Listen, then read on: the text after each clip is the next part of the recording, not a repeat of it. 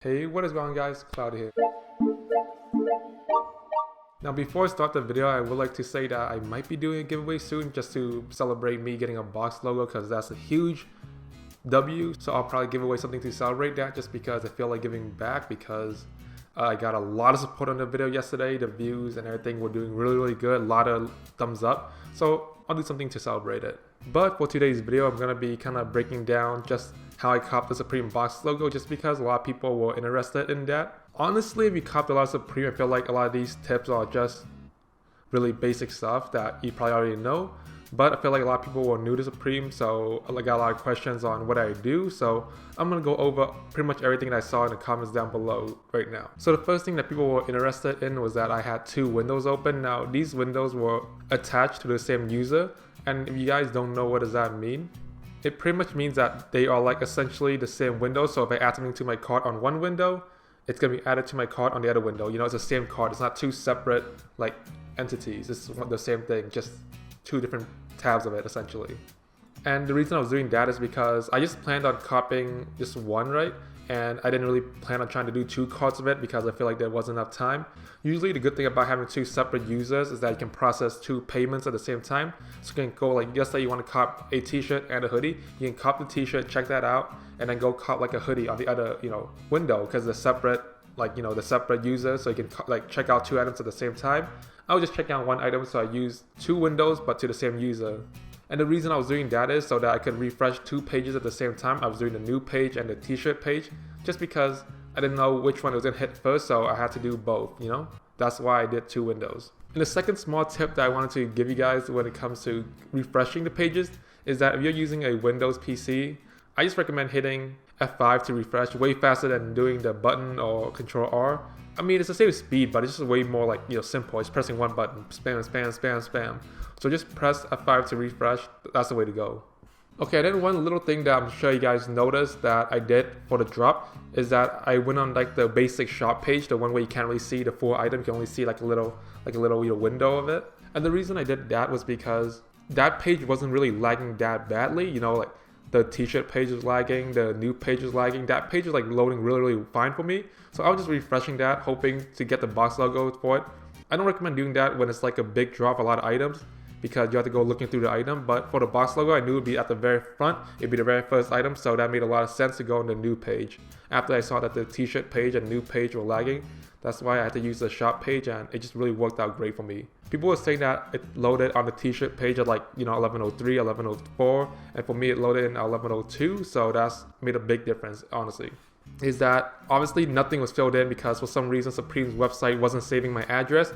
Usually you want to save your address on the Supreme's website so you can put in your address, click that little, check that little box, and then just type in some random credit card information that's not actually real, and then just hit checkout. It'll say, checkout failed, card decline, because of fake information.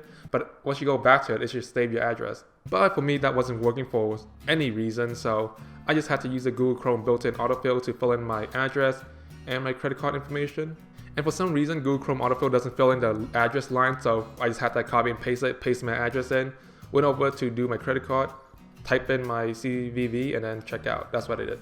I personally don't use the lightning bolt autofill extension anymore.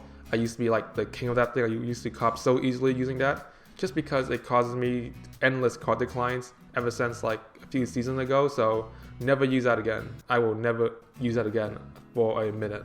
And the built-in Google Chrome autofill is obviously slower, but it's pretty good, especially once you get the address on Supreme's website saved in.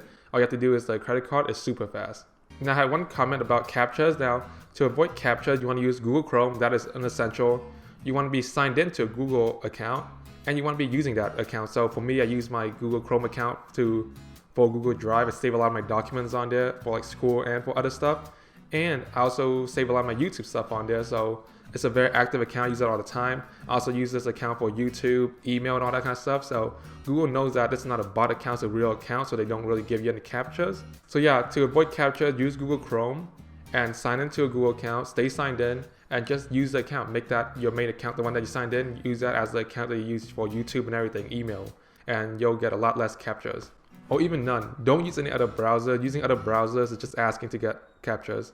Now one thing that I saw that someone noticed that I did was that I spammed the checkout button. That is like Just what I like to do, the process payment button, I just spam that thing, just spam. Because sometimes like when you click it once, it won't go through, so I just spam it. I'm not sure does it help, but that's the thing that I do. I just spam the shit out of it until it finally goes through and make something happen. Something else someone noticed is that I bookmarked the checkout page. That is for me the most crucial page to bookmark because sometimes the checkout will be slow, so I'll open up another window, hit checkout in there, and sometimes the second window will actually load faster than the first window, so that's why you want to bookmark it, so you can just click on it to go to the checkout page.